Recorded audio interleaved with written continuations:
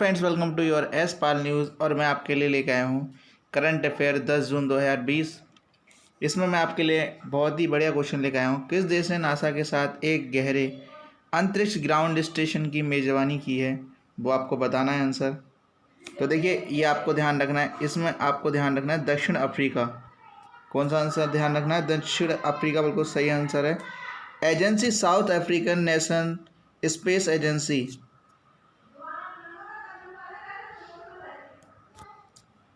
ने गहरे अंतरिक्ष ग्राउंड स्टेशन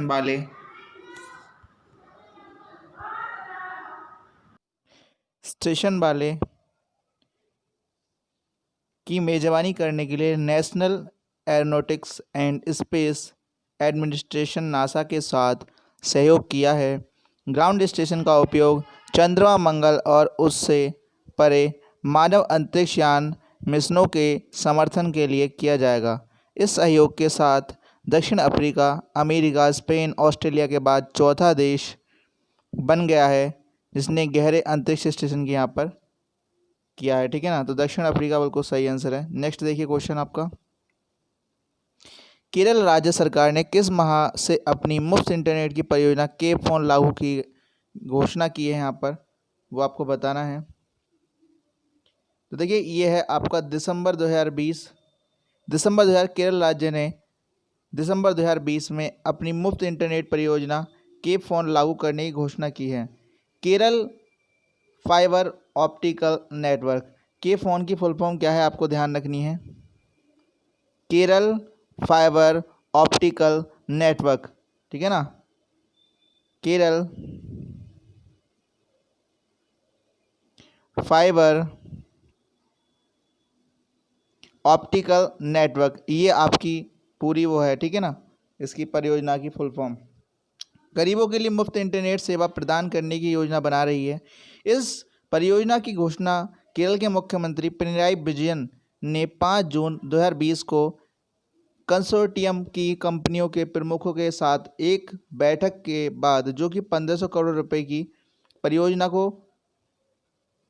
चालू किया है।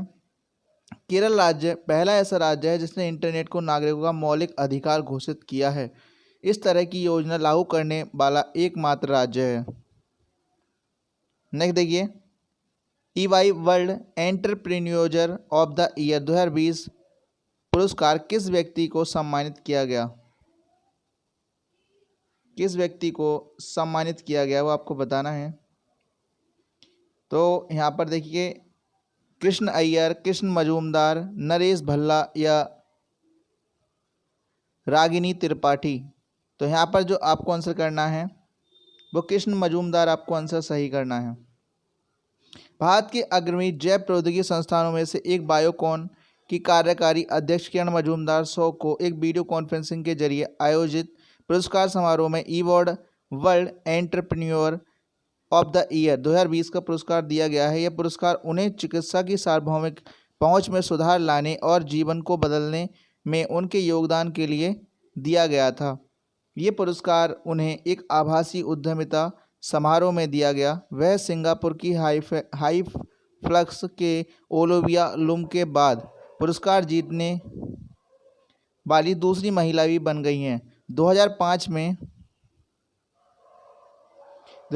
में इन्फोसिस के नारायण मूर्ति और 2014 में कोटक महिंद्रा बैंक के उदय कोटक के बाद पुरस्कार जीतने वाली तीसरी भारतीय बन गई हैं। ठीक है, यहाँ पर ठीक है। नेक्स्ट देखेंगे, British academy of film and television award के नवनियुक्त अध्यक्ष का नाम बताइए। नवनियुक्त अध्यक्ष का नाम बताइए, वो आपसे पूछा गया है। तो वे कृष्ण मजूमदार यहाँ पर बिल्कुल सही आंसर बनेगा आपका। British academy of film and television arts ने एमी विजेता और टेलीविज़न निर्माता कृष्ण मजूमदार को अपना अध्यक्ष चुना है। मजूमदार एक एमी विजेता टेलीविज़न निर्माता हैं और पहले अश्वेत व्यक्ति थे जिन्हें बाफ्टा के 73 साल के इतिहास में बाफ्टा का अध्यक्ष चुना गया है। यह निर्णय 1 जून 2020 को बाफ्टा की डिजिटल वार्षिक आम बैठक में किया गया था। उन्हें अगले 3 वर्षों की अवधि के लिए यहाँ नियुक्त किया गया है। कितने वर्ष के लिए? 3 वर्ष की अवधि के लिए यहाँ पर इन्हें नियुक्त किया गया है। नेक्स्ट देखिए, जो है किसने IoT driving the patent growth theory in India report प्रकाशित की है? नेस्कॉम, नासा, इसरो, विश्व स्वास्थ्य संगठन। तो आपको नेस्कॉम ध्यान रखना है यहाँ पर। National association of software and services company, NASSCOM ने IoT driving the patent grant theory in India report की प्रकाशित की गई है। रिपोर्ट में नेस्कॉम ने खुलासा किया कि 2009-19 की अवधि में लगभग 6000 पेटेंट तैयार किए गए थे। 6000 पेटेंट दायर किए गए थे। इनमें से 5000 पेटेंट पिछले 5 वर्षों में दायर किए गए थे। इससे 5000 पिछले जो है यहाँ पर पेटेंट दायर किए जा चुके हैं। 95% हार्डवेयर घटकों से संबंधित हैं। सबसे अधिक पेटेंट स्वास्थ्य सेवा और ऑटोमोबाइल उद्योग के क्षेत्र से संबंधित थे और दायर किए गए कुल 80% पेटेंट उद्योग 4.0 से संबंधित थे। नेक्स्ट काम आपको ध्यान रखना है, विश्व खाद्य सुरक्षा दिवस ये कब मनाया जाता है आपका? तो ये आपको ध्यान रखना है, 7 जून आपका बिल्कुल सही आंसर है। और फूड सेफ्टी, आज इसकी जो थीम है इस बार की 2020 की वो क्या है? फूड सेफ्टी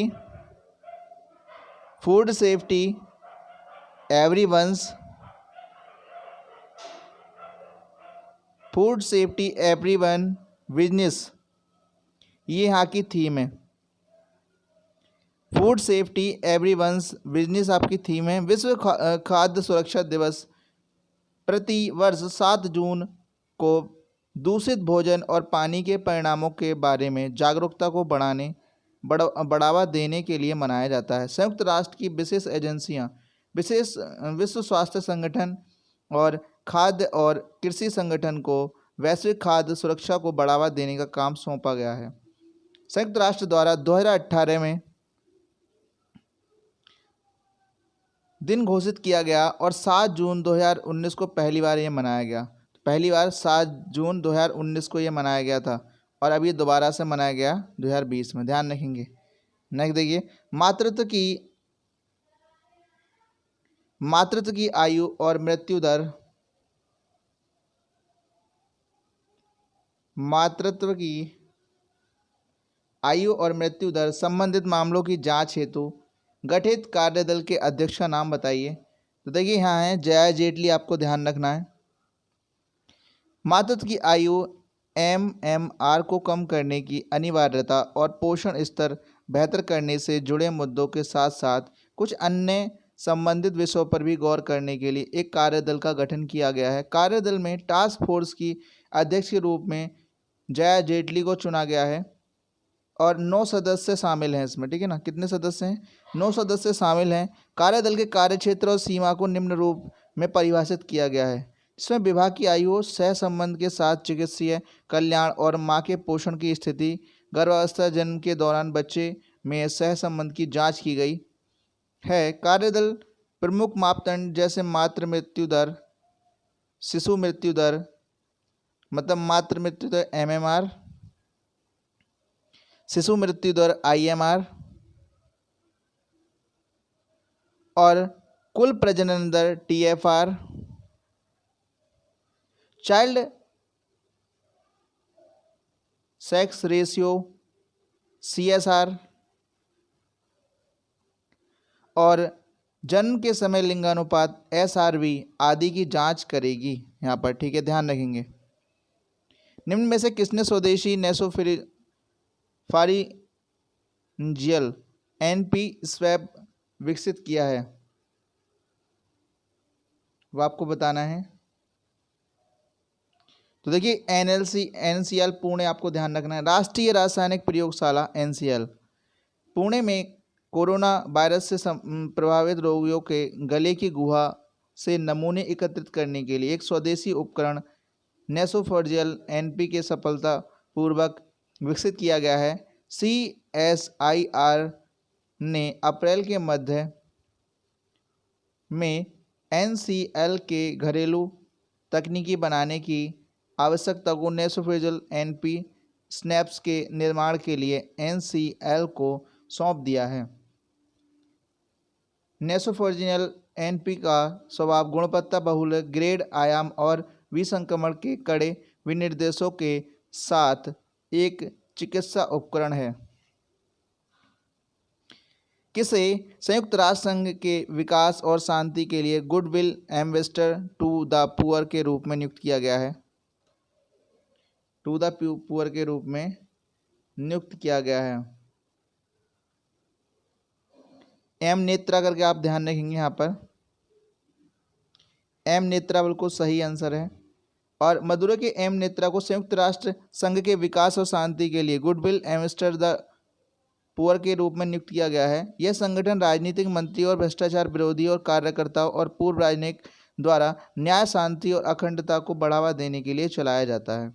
संयुक्त राष्ट्र की एजेंसी ने उसे 1 लाख रुपए की छात्रवृत्ति की पेशकश की है। UNADAP ने नेत्रा के नाम की घोषणा करते हुए कहा कि न्यूयॉर्क में संयुक्त राष्ट्र UN सम्मेलन और सिविल सोसाइटी मंच और सम्मेलनों को संपादित करने वाले जिनेवा में उन्हें बोलने का अवसर दिया जाएगा। किस माह में होने वाली विश्व आर्थिक मंच WEF दावोस बैठक का विषय द ग्रेट रीसेट है? तो जनवरी 2021 में आपको ध्यान रखना है। दावोस बैठक का विषय द ग्रेट रीसेट है। शिखर सम्मेलन 2021 में 2 शिखर सम्मेलन के प्रारूप में आयोजित किया जाएगा। व्यक्तिगत और आवासीय संवादों के लिए विशिष्ट वैश्विक नेताओं की बैठक का स्थान है। बैठक प्रतिवर्ष स्विस की स्की रिसोर्ट शहर में आयोजित की जाती है। 2021 में दुनिया भर में हर किसी के लिए 400 हब के नेटवर्क के माध्यम से जुड़ने के लिए बैठक को वस्तुतः खोला जाएगा। 50वीं विश्व आर्थिक मंच की वार्षिक बैठक 21 से 24 जनवरी